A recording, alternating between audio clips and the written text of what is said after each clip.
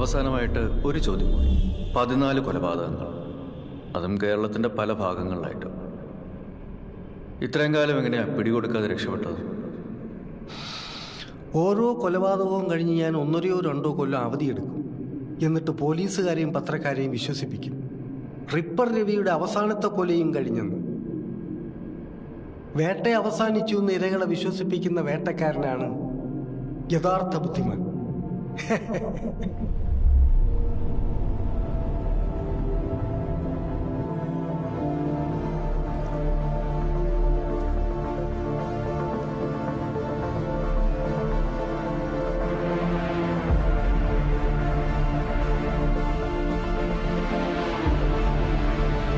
Hello Sudhakar.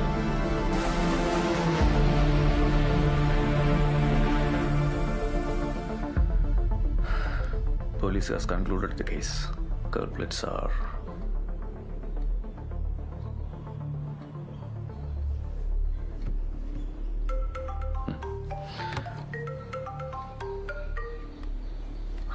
Hello?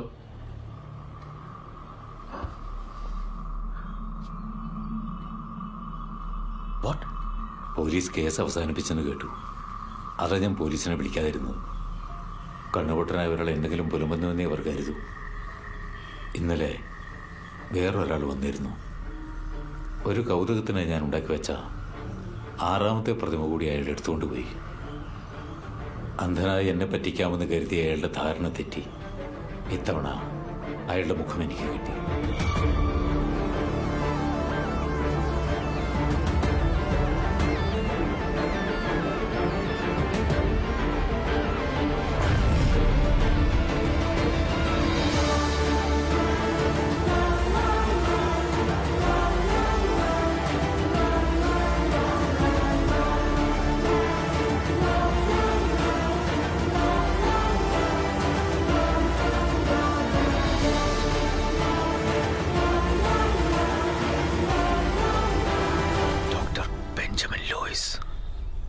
Benjamin ലൂയിസിനെ ഞാൻ ആദ്യമായിട്ട് കാണുന്നത് കുറച്ചധികം വർഷങ്ങൾക്ക് മുമ്പാണ്.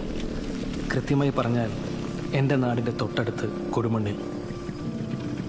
9ാം ക്ലാസ്സുകാരിയായ റബേക്കയെ പീഡിപ്പിച്ച് ഗർഭിണിയാക്കിയ കുറ്റത്തിന് അവളുടെ സ്വന്തം അച്ഛനായ ലൂയിസിനെ പോലീസ് അറസ്റ്റ് ചെയ്ത അന്ന്. അയാളുടെ മോനാ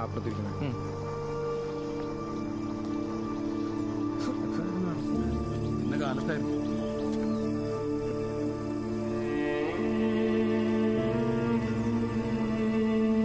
അവൻ്റെ നിസ്സഹായ നോട്ടവും ദൈന്യതയുമൊക്കെ കണ്ടപ്പോൾ എനിക്ക് അവനെ അവിടെ തനിച്ചാക്കി പോകാൻ തോന്നിയില്ല.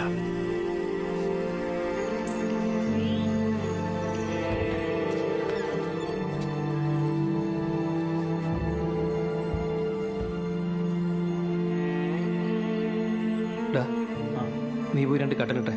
ശരി.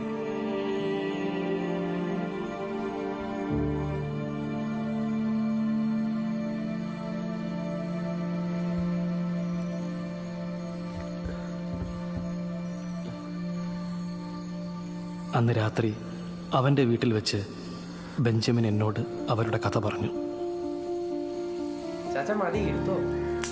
തോട്ടം തൊഴിലാളിയായ ലൂയിസ് തന്നാലാവും വിധം അധ്വാനിച്ച് യാതൊരു അല്ലലും അറിയിക്കാതെയാണ് 2 മക്കളെയും വളർത്തിക്കൊണ്ടുവന്നത്. പ്രത്യേകിച്ച് അമ്മയില്ലാത്ത വിഷമം അറിയിക്കാതെ.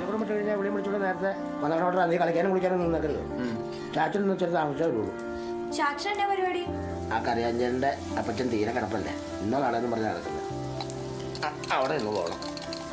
ഓ, ഇവൊക്കെ എന്നൊക്കെ അറിഞ്ഞാല പള്ളിക്കുറിച്ച് പഠിക്കുന്ന കാര്യം പറഞ്ഞാൽ ഇവിടെ വായന നാക്കില്ല.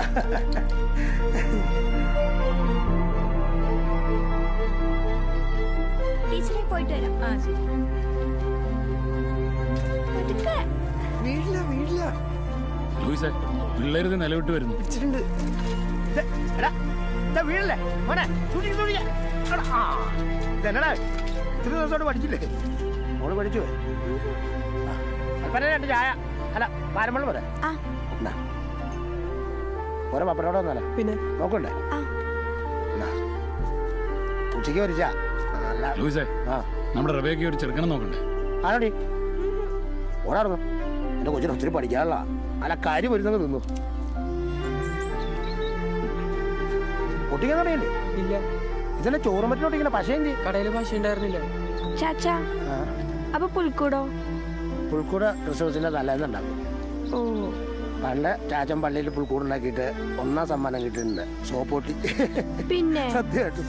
അങ്ങനെ അവരുടെ ജീവിതം മുന്നോട്ട് പോയിക്കൊണ്ടിരിക്കുമ്പോഴാണ് ഒരു ദിവസം റബേക്ക സ്കൂളിൽ വെച്ച് തലകറങ്ങി വീണെന്ന് ലൂയിസിന് വിളി വന്നത്. എന്നാ മക്കളെ പറ്റി? ഇവള് ക്ലാസ്സിലൊന്ന് ചെറുതായിട്ട് തലയിറങ്ങി വീണായിരുന്നു. എന്നാ പറ്റി? ഡോക്ടർ വിളിക്കുന്നുണ്ട്.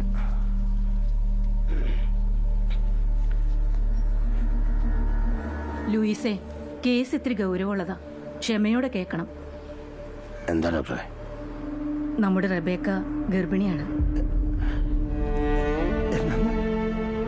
സമയം ഇച്ചിരി വൈകി. കൊച്ചിന്റെ ആരോഗ്യനിലയൊക്കെ വെച്ച് നോക്കുമ്പോ ഒഴിവാക്കൽ ബുദ്ധിമുട്ടാണ്. ഡോക്ടർ എന്നാ ഡോക്ടർ പറയുന്നത്? എന്റെ മോളവള് കൊച്ചല്ലേ? ഡോക്ടർ ശരിക്കും നോക്കിയിട്ടാണ് പറയുന്നത്.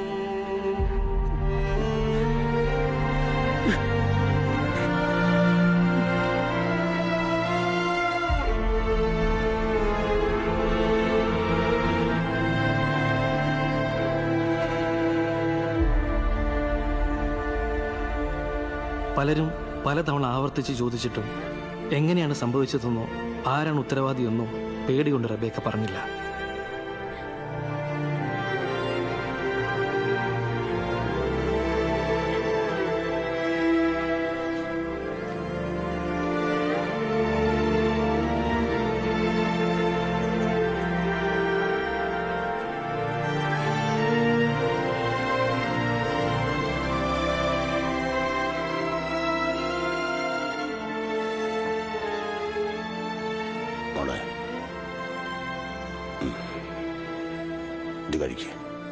എത്ര ദിവസം വെച്ചിട്ടായത്? അവസാനം ചാച്ചന്റെ വിഷമത്തിന് മുന്നിൽ റബേക്ക തോറ്റു. അവൾ കാരണക്കാരനായ ആളിന്റെ പേര് പറഞ്ഞു. Father Bennett Franco.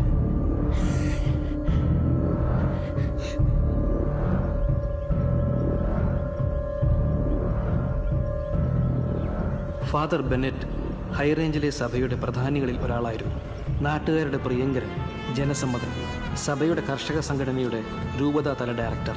അതോടൊപ്പം സഭയുടെ ഹൈറേഞ്ചിലെ സകല കോർപ്പറേറ്റ് ഡീലുകളുടെയും നടത്തിപ്പുകാരനും ഇടനിലക്കാരനും ഫാദർ ബെന്നറ്റ് ആയിരുന്നു. ഫിലിപ്പേ, പള്ളി വേറെ പട്ടക്കാരൻ വേറെ എന്നൊക്കെ ഇയാൾ തന്നെയല്ലോ പറയാറുള്ളത്. ഗതികേടുണ്ടല്ലേ അച്ചോ? ഗതികേടൊക്കെ എനിക്കറിയാം, പക്ഷെ ഇതൊരു കച്ചവടമല്ലേ, ചാരിറ്റി അല്ലല്ലോ. ഞാൻ ഈ പറഞ്ഞതൊക്കെയാണെങ്കിൽ ഓക്കെ കേട്ടോ. തൻ്റെ മേലധികാരികൾക്കോ തൻ്റെ വളരെ അടുത്ത ആളുകൾക്കോ പോലും അറിയാത്ത മറ്റൊരു മുഖം കൂടി ഫാദർ ബെന്നറ്റിനുണ്ടായിരുന്നു. തൻ്റെ ദൈവദത്തമായ അധികാരം ദുർവിനിയോഗം ചെയ്യാൻ മടിയില്ലാത്ത ഒരു പെഡോഫൈലിൻ്റെ മുഖം.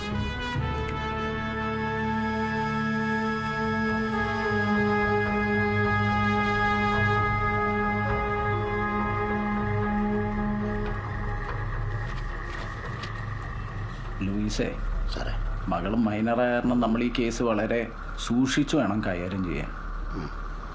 പിന്നെ പരാതി പറഞ്ഞിരിക്കുന്ന ആള് ചില്ലറക്കാരനല്ലല്ലോ. ഇതൊരു സാമുദായിക പ്രശ്നം ആവാണ്ട് നമ്മൾ നോക്കണം. കുറ്റവാളിയെ ശിക്ഷിച്ചു കഴിയുമ്പോൾ മകളുടെ ജീവിതം പോകാൻ പാടില്ലല്ലോ, അല്ലേടോ? ശരിയാണ് സാർ. നമ്മളൊരു കാര്യം ചെയ്യുമ്പോൾ അതിൻ്റെ എല്ലാ വശങ്ങളും കണക്കിലെടുക്കണമല്ലോ, പ്രത്യേകിച്ച് കുട്ടികളുടെ കാര്യമാകുമ്പോൾ. ഞാനൊന്ന് മേലുദ്യോഗസ്ഥന്മാരായിട്ടൊന്ന് ആലോചിക്കട്ടെ. ലൂയിസ് ഇപ്പം ധൈര്യമായിട്ട് പോകും, മകളുടെ കൂടെ പോയിരിക്കും. സാറിന് വിശ്വസിക്കാൻ പോവുക. എൻ്റെ കൊച്ചിൻ്റെ കാര്യത്തിൽ സാറിന് തീരുമാനം എടുക്കുമെന്ന് എനിക്ക് ഉറപ്പാണ്. പിന്നെ ഒരു കാര്യം, ഇത് നമ്മൾ മാത്രം അറിഞ്ഞാൽ മതി. അറിയാലോ? പോട്ടെ സാറേ. ശരി. കർത്താവിന് നിരക്കാത്ത പണിയല്ലേ അച്ചോ ചെയ്യാൻ പോകുന്നത്. അപ്പം അതിന് കാശ് ഇത്തിരി കൂടും. ഇങ്ങനത്തെ ഒരേ പണിയൊക്കെ ഒപ്പിക്കും മുമ്പ് ആലോചിക്കണ്ട അച്ചോ. ഈ അച്ഛനിവിടെ ആലോചിച്ചുണ്ടാക്കിയിരി, ഞാൻ പോയിട്ട് വരാം. ഏത് അല്ലേ?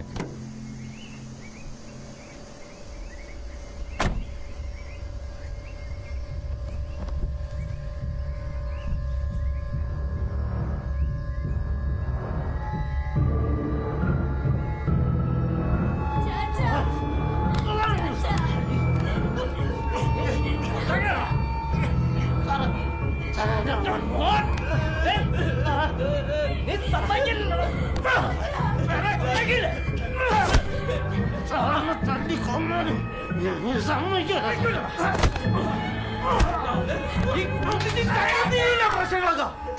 എന്റെ പൊന്നുമക്കളെ ഒന്നും ചെയ്യില്ല സാർ.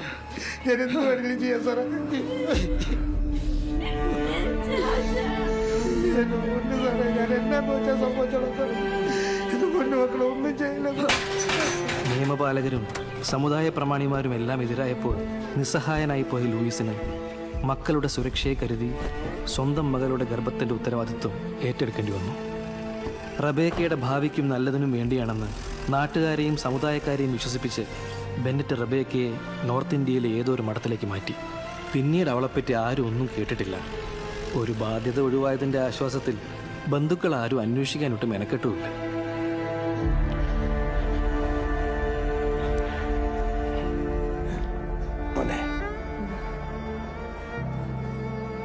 നീ നന്നായി പഠിക്കണം. നിനക്കാവതാവുന്ന കാലത്ത് നീ അവിടെ തേടി പിടിച്ചുകൊണ്ട് വരണം.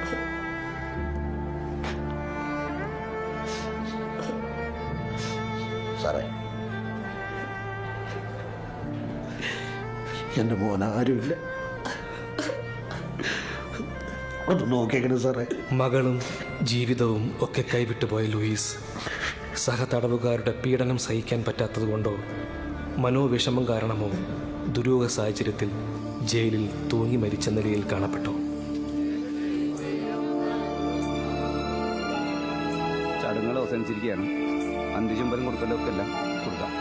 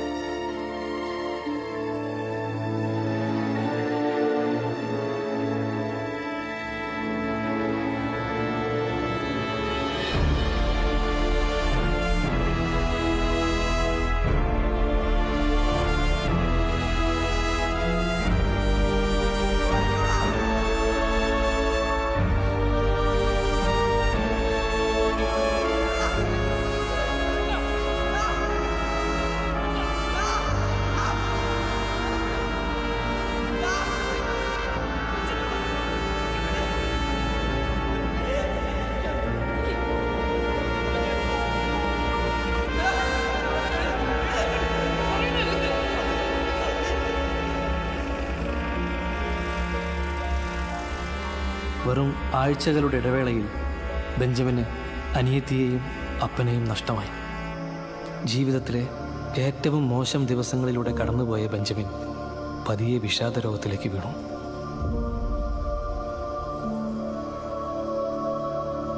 അങ്ങനെ കൗൺസിലിങ്ങും തെറാപ്പികളൊക്കെ കഴിഞ്ഞ് അവൻ പതുക്കെ ജീവിതത്തിലേക്ക് തിരിച്ചെത്തി. പ്രീ ഡിഗ്രി നല്ല മാർക്കോടെ പാസ്സായി. കുറച്ച് നല്ല മനസ്സുള്ള ആളുകളുടെ സഹായത്തോടെ അവൻ ഡിഗ്രി പഠിക്കാൻ അമേരിക്കയ്ക്ക് പോയി. ആദ്യവാദിയൊക്കെ വല്ലപ്പോഴും വിളിക്കുമായിരുന്നു. പിന്നീട് പതുക്കെ പതുക്കെ കോണ്ടാക്റ്റ് ഇല്ലാതായി. അന്ന് ഞാൻ പേടിച്ചിട്ട് ആരോടൊന്നും പറഞ്ഞിരുന്നില്ല. കേസും കൂട്ടത്തിനൊന്നും പോയതുമില്ല. ഈ പ്രായത്തിൽ ഇനി ആരെ പേടിക്കാനാ സാറേ? ഇനിയിപ്പോൾ നിങ്ങൾ പറയുന്നത് പോലെ ബെഞ്ചമിനാണ് ഇതൊക്കെ ചെയ്തതെങ്കിൽ അവൻ അതിൻ്റെതായ കാരണങ്ങളുമുണ്ട്. പോലീസും പട്ടക്കാരും അത്രയ്ക്ക് ഉപദ്രവിച്ചിട്ടുണ്ട് ആ പാവത്തിന്.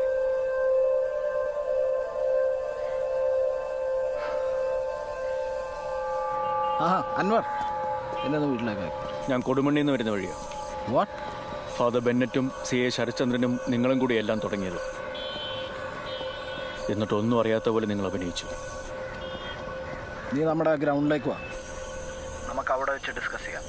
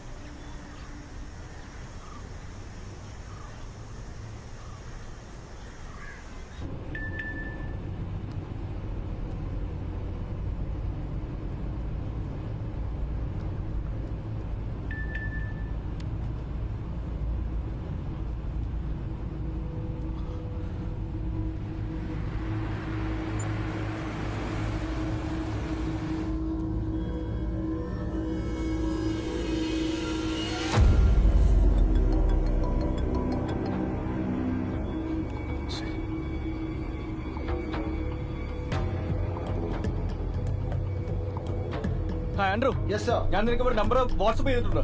അത് ആരുടെയാണെന്ന് ഉടനെ ട്രേസ് ചെയ്യണം, പെട്ടെന്ന്. സാർ തന്ന നമ്പർ ഞാൻ ട്രേസ് ചെയ്തു. അത് മരിച്ചുപോയ അരവിന്ദൻ കർത്തയുടെയാണ്. ആ നമ്പർ ഇപ്പോൾ സ്വിച്ച് ഓഫ് ആണ് സാർ. പക്ഷേ ഫൈനൽ ലൊക്കേഷൻ മംഗളവനത്തിനടുത്തുള്ള ഒരു ഗ്രൗണ്ടിലാണ് സാർ.